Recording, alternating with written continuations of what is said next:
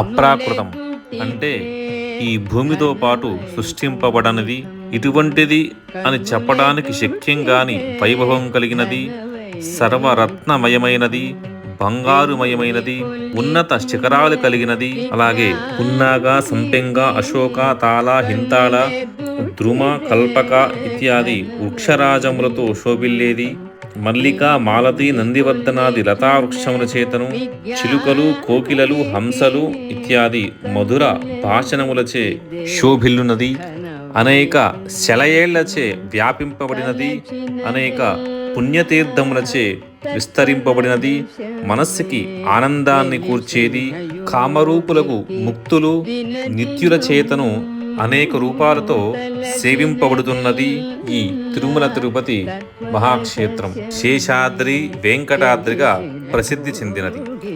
ఓం నమో వెంకటేశాయ.